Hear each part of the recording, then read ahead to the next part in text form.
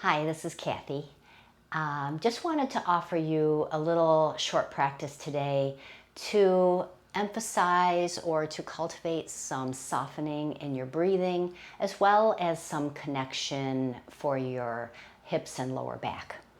So for the breath work that we're going to start with, I'm recommending that you elevate your upper torso so that you can have free access to the whole circumference of the middle torso, the center body, in general, the area of the diaphragm.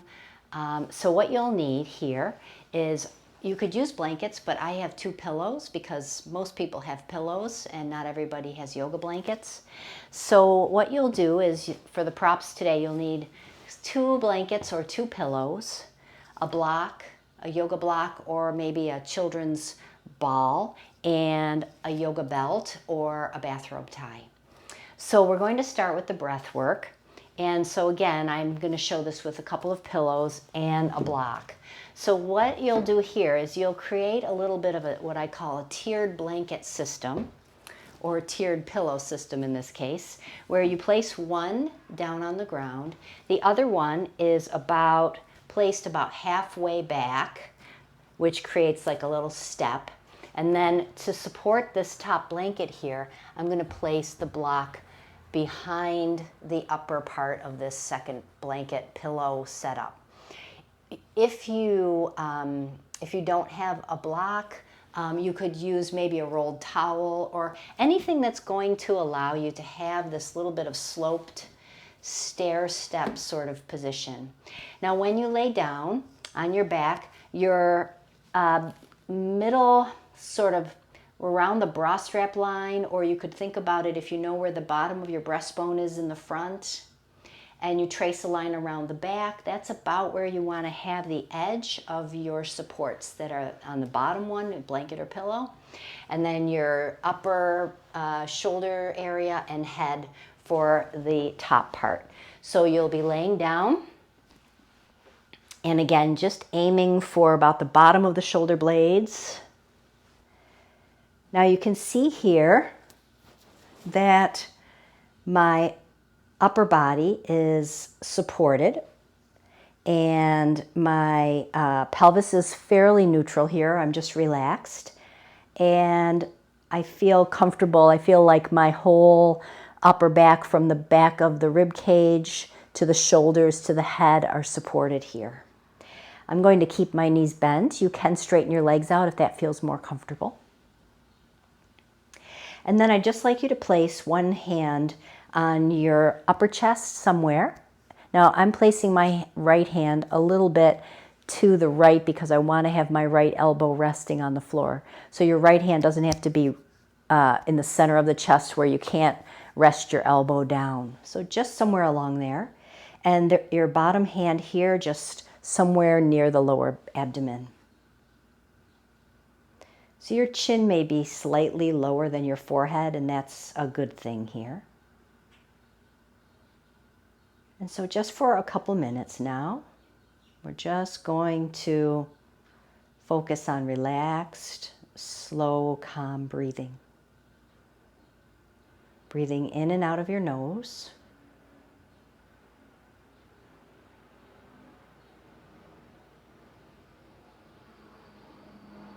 You may be slowing your breath down a little bit.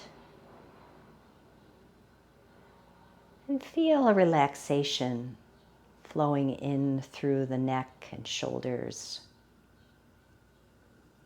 A softness to the eyes and the skin of the forehead.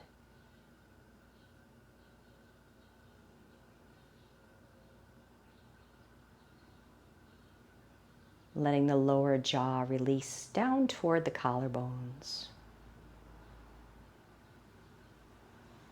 As you're feeling your body relax now, let's invite a slow, longer breath into the area of the bottom hand. Inhalation, abdomen rises. Exhalation, abdomen releases back down. So So we'll just emphasize a few slower, longer breaths into more the area of the bottom hand, with little movement in the upper hand.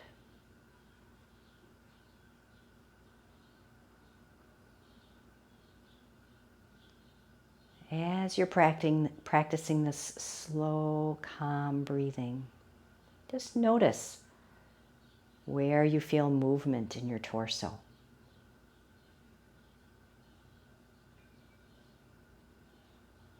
Just a couple more slower, longer breaths.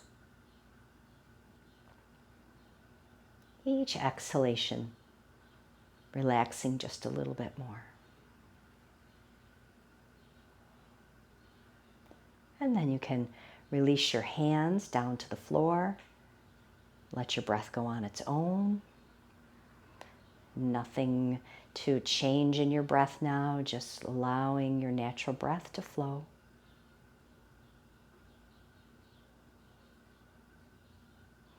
Letting go a little bit more through the shoulders, perhaps down into the hips and the legs.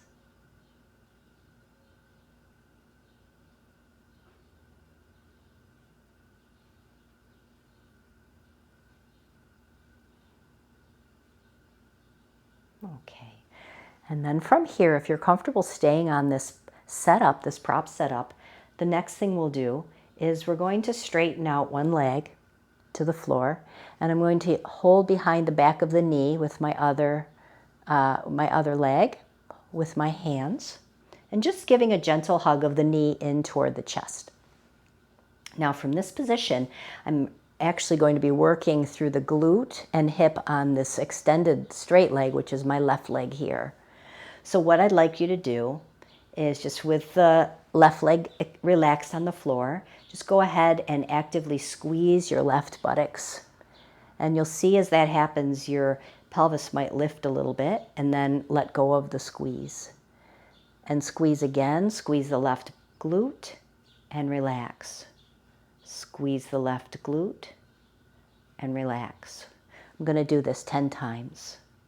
This is 4 and 5, 6, 7, 8, 9, 10. On the last one now, I'll hold for 15 seconds. Easy breathing. So I'm actively squeezing the glute muscle here, holding this for about 15 seconds.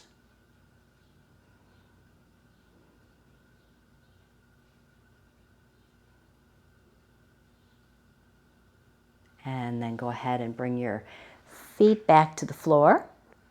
Now, what I'd like you to do from there is repeat that on the same leg. So you can pause the video, repeat that on the same leg with the leg straight, contracting the glute 10 times, and then hold the contraction after the 10th one, hold the contraction for 30 seconds. If 30 seconds isn't quite comfortable, you can work up to 30 seconds. So you'll do 2 sets. The first set, squeeze 10 times and then hold 15 seconds. The second set, squeeze 10 times and then hold the glute contraction for 30 seconds. Then you'll switch legs. So you'll straighten out the other leg and you'll bring the other knee in and you'll hold this position, and then you'll work with the right leg and do the same 2 sets and the same amount of contractions and holding. All right, so that will help to release some tension through the front of the hips. Now I'm going to roll off to one side here and place my props aside. I won't be needing them for now. And what we're going to do now is we're going to come into a little bit of a twist for the lower body. So you'll need your block, and you'll need some kind of a belt, a yoga belt or a strap. And if you have a regular yoga belt and you can put a loop in your belt, that would be great. So now the loop will go around the middle of your thighs, and the block will go, you could use, like I said, a children's ball, maybe a 6-inch ball, something like that. This will go between the upper inner thighs. So I'm going to do the belt first. And then I'm going to place the block. And the way I place the block is the thinnest direction, right between the upper inner thighs, as close to the pelvis as I'm comfortable and able to get. And then from there, I'm going to tighten the strap so that there's a nice, secure snugness for my outer legs and my inner legs here. Arms can be out to the side if you like, or down a little lower than the shoulder height. And what we're working with here, feet are flat on the floor, knees bent of course, we're just working with rolling the pelvis side to side. So the knees will come up and then they'll roll to the right, coming up and roll to the left. So I'd like you to focus on your pelvis being the driver here, meaning that it's not your knees that are falling and then your pelvis rolls with. It's that your pelvis is initiating the roll, so your knees are following. So as I take my legs back up to center now, I'm going to go to the right with my legs, but I want the pelvis to initiate as my knees go to the right.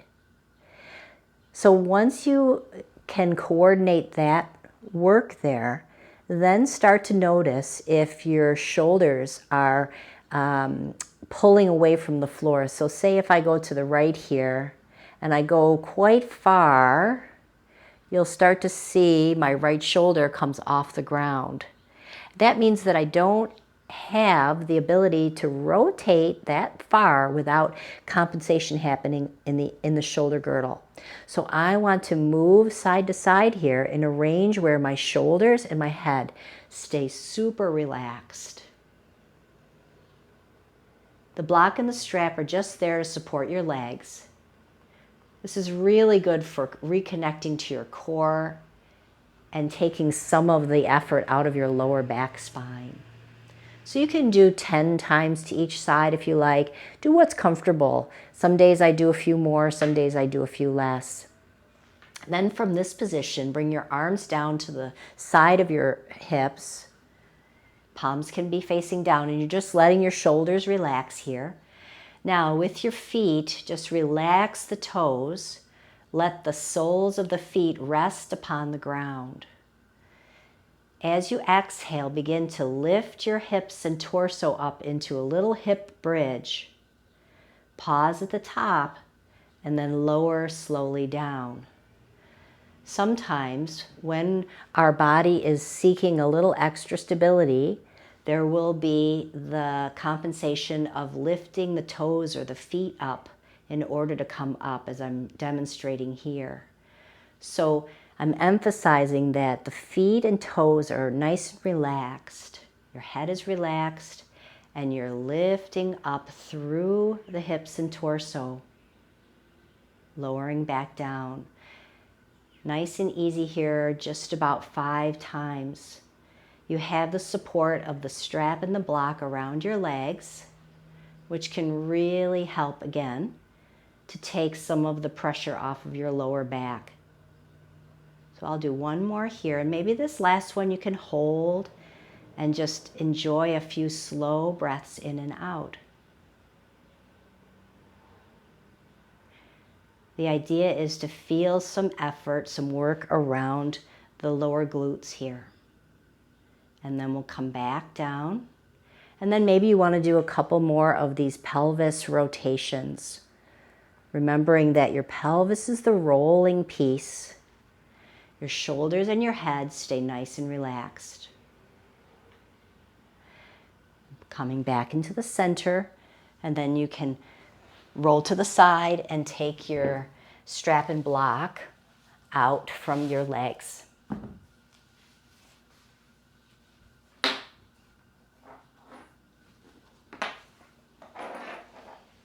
Last thing we'll do now is a series of leg lifts lying on your side.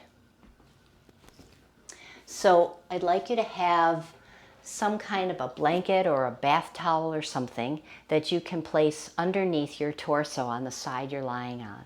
So I have a folded blanket here, and I'm just going to fold it in half and place it on my mat. Then you might want to have your block handy so that you can support your head. So I'll be lying on my right hand side here, and I just want to have the blanket to rest somewhere between my underarm and my waist, just to keep a little bit more support through the underside of the torso. It doesn't have to be a lot of blanket, but just a little bit sort of helps keep your torso a little bit more aligned from side to side here. You can have your bottom arm anywhere that's comfortable out in front of you. Now what we're going to do here is I'm going to extend the top leg. I'm just keeping my foot relaxed here, and I'm just going to demonstrate here. When you lift your leg up, my hand is right at the top of the pelvic crest, right at the very top of the bone of the pelvis here. And when this movement is done sort of unconsciously, we lift the leg up high, and my pelvis is actually hiking up towards my shoulder. So I'll do that again. So right where my hand is, as the leg comes up, you can see that my pelvis sort of migrates up towards my shoulder here. And that really diminishes the benefit of any hip strengthening. So I like to keep my hand right at the top of the pelvis, and then I slowly lift the leg up and down, but making the movement smaller in a way that only my leg is lifting and lowering in the hip joint. So my hip joint is right here, and this is where I want to have this movement so that we get a lot of good work around the muscles that support my hip.